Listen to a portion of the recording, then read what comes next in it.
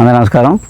భూచక్రగడ్డ మనం మామూలుగా ఎక్కడెక్కడ చూస్తుంటాం. చాలా చోట్ల మనం టూరిస్ట్ ప్లేస్లో అది కోసి అమ్ముతుంటారు. ఇంతలా దొక్కలా ఉండి ముక్కలు కోసి అమ్ముతారు, తింటాం మనం. భూచక్రగడ్డ అని అమ్ముతారు. మామూలుగా ఈతము అది అమ్ముతారు, అది వేరే. కానీ భూచక్రగడ్డ ఇంతలా తమ్మల్లా ఉంటుంది, పైన కోసిస్తారు. అది యాక్చువల్గా భూచక్రగడ్డ కాదు, అది కిత్తనార అన్నమాట. కిత్తనారని మనకు నార తీస్తారు పొగాకు కొట్టడానికి. పెద్ద పెద్ద మట్టలు ఉంటాయి, కలబందలాగా పెద్దవి. ఆ కిత్తనారని చెక్కేసి పట్టుకొచ్చి అమ్ముతారన్నమాట. సో అసలు భూచక్రగడ్డ ఆయుర్వేదంలో చెప్పిన భూచక్రగడ్డ ఇది. ఆయుర్వేదంలో చెప్పిన భూచక్రగడ్డ ఇది. ఇలా పాదు ఉంటుంది, లోపల దుంప పొడుగు వెళ్ళిపోద్ది లోపలికి. చాలా పొడుగు, మనిషి అంత ఎత్తి వెళ్ళిపోద్ది లోపలికి. అంతలో తవ్వాలి మనకి గడ్డ తీయాలంటే. ఏం చెప్తారంటే కందమూలాల్లో ఒకటి. అడవుల్లో ఋషులు అప్పుడు వాళ్ళకి భోజనం ఏముంది, వంట గంట ఏం లేదు, జంతనయ్యి కందమూలాలు తిని బతికోరమంటుంది. రాముడు వాళ్ళు వనవాసం చేసినా కందమూలాలు తిని వాళ్ళు జీవించేవారు. వీళ్ళు ఏం చేసేవారంటే ఆ దుంపని మొత్తం దుంపని చితకొట్టేసాం అనుకోండి, కొబ్బరి కూరలో తయారవుద్ది. కొబ్బరి కూర ఎలా ఉందో అలా కొబ్బరి కూరలో వచ్చేస్తాయి అనమాట చితకొట్టేస్తే. ఆ వచ్చిన కూరని ఎండబెట్టి దాచుకుంటారు అనమాట. దాచుకుని ఎన్నాళ్ళైనా తీగా ఉంటుంది. మామూలుగా దుంప చాలా తీగా ఉంటుంది, బాగుంటుంది. మంచి బలం, నీరసం తగ్గిస్తుంది, వెంటనే ఎనర్జీ వస్తూ ఉంటుంది. ఒక పూట భోజనం లేకపోయినా కొంచెం తినేస్తే ఆ రోజంతా ఆకలి అయ్యేది అనమాట. నీరసం ఉండదు, మంచి ఎనర్జీ ఉంటుంది. అలాగా ఆ ఋషులు అలాంటివి దాచుకునేవారు అంటుంది. దాచుకుని వాళ్ళకి ఆకలేసినప్పుడు దాహం వేసినప్పుడు తినేవారు. అలాగా కందమూలాల్లో భూచక్రగడ్డ ఉపయోగం అది. మామూలుగా భూచక్రగడ్డ పొడి తీసుకుంటే నరాల బలహీనత పోయి శరీర పుష్టి కలుగుద్ది అనమాట. ఇదేంటంటే మామూలుగా మనం ఒక దుంప సంపాదించాం. అలాగే విత్తనాలు ఇవి మనం మొక్కలు వేసాం, రెండు మొక్కలు బతికాయి అనమాట. ఇది ఒక రెండేళ్ళ నాటికి మన దగ్గర ఒక 100-200 మొక్కలు తయారవుతాయి. 1 ఎకరం అలా వేయచ్చు మనం. అది ఇలా ఇది పెంచే ప్రయత్నంలో ఉన్నాం మనం. మనకేంటంటే ఇన్స్టెంట్గా ఇలా గూగుల్లో కొడితే వచ్చేయాలి ఇంటికి. అలా ఏం రాదు. ఇది అలాంటి పప్పులు ఎవడం పంపినది అంబక్కు. చాలా మొక్కలు మనంతా మనం మన కళ ముందు తీసుకుంటేనే మనం నమ్మాలి తప్ప ఏదో పొడి వచ్చింది పైన బొమ్మ ఉంది అనుకుంటే అది ఇలాంటివి చాలా అరుదు, దొరకవు అంత లార్జ్ స్కేల్లో. కాబట్టి మనం పెంచుకోవాలి. మనం ప్రయత్నం చేసి పెంచితే మనకు కాకపోయినా మన తర్వాత తరంగా పనిచేస్తుంది. ఇప్పుడు మామిడి మొక్క వేసాం అనుకోండి, మనం మన తర్వాత తరం తింటారు కదా. అలాగే ఈ దుంపలు కూడా మనం ఇప్పుడు వేసి పెంచితే మన తర్వాత మన పిల్లలు మన మనవలు తింటారు అన్నమాట. అలాగే ఉపయోగపడతాయి. మనకి తుమ్మ జిగురిని రాజస్థాన్ ప్రాంతంలో తుమ్మ జిగురిని నేతిలో వేయించి తింటారు. మామూలుగా ఏంటంటే శుక్ర కణాలు పెరగడానికి, అంటే వీర్య కణాలు పెరగడానికి, ఉత్పత్తి అవ్వడానికి కోసం నేతిలో వేయించి తింటారన్నమాట. స్పెర్మ్ కౌంట్ పెరగడానికి నేతిలో వేయించి తింటారన్నమాట.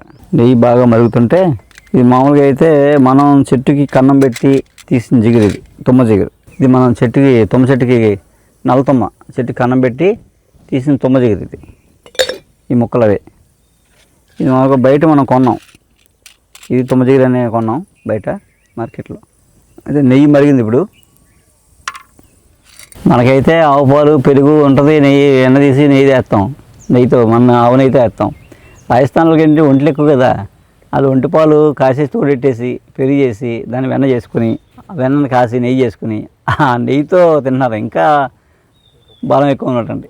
అలా ఒంటి నెయ్యితోటి వాళ్ళు వేయించి తింటారు. మనం ఆవు నెయ్యితో వేయించి తినచ్చు. మనకి తుమ్మ జిగురు నేతిలో వేయించి తింటే స్పెర్మ్ కౌంట్ పెరుగుతుంది. అదే శుక్రకణాలు పెరుగుతాయి. యాక్టివ్ మోటిలిటీ తక్కువ ఉందని, యాక్టివ్ లేవని చెప్తారు కదా, అవన్నీ దీనివల్ల ఇంప్రూవ్ అవుతాయి అనమాట. అండి ఆ పొటెన్సీ అయితే. అలాగే ఇదేంటంటే నల్లతుమ్మ కాయలు ఏం చేస్తారు, ఎండబెట్టి పొడి చేసి పొడి పాలతోటి తీసుకుంటే మామూలుగా ఏంటంటే సెక్సువల్ పొటెన్సీ పెరుగుతుందని చెప్తారు అనమాట. దానికి వాడతారు వాళ్ళు, అదే ఉపయోగం. సో ఇదైతే తుమ్మ జిగురు నేతిలో వేయించి తింటే స్పెర్మ్ కౌంట్ పెరుగుతుంది. అది చూసారా ఎలా ఉందో, ఒడియంలాగా పేలాలు ఒడియాలా తయారైంది. పేలా పొడియాలాగా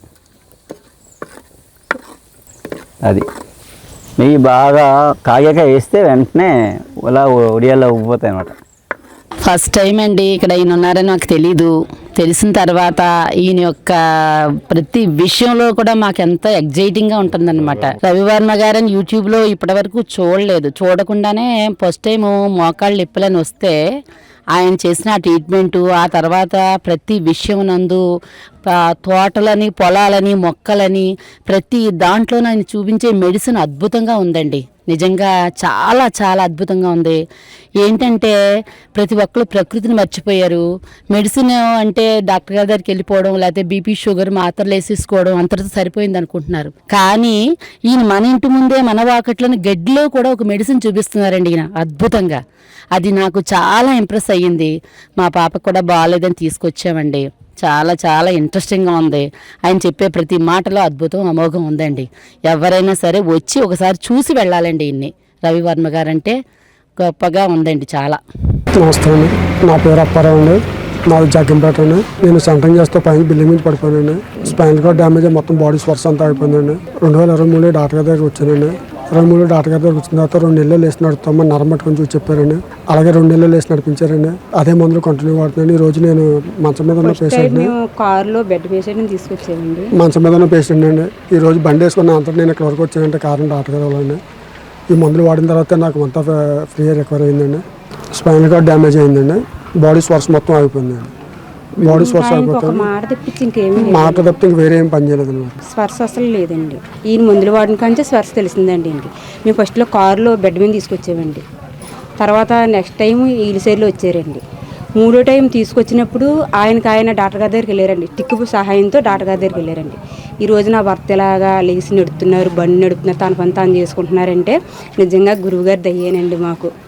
ఈరోజు నా పిల్లలు నేను ఆనందంగా ఉన్నామంటే ఆయన మాకు నిజంగా కృతజ్ఞత ఎంతని తెలుపుకోవాలండి ఆయనకి మేము. ఆయన నిజంగా మాకు దేవుడండి ఆయన. ఆయన వల్ల ఈరోజు మేము ఇలా ఉన్నామంటే ఆయన వల్లే అండి.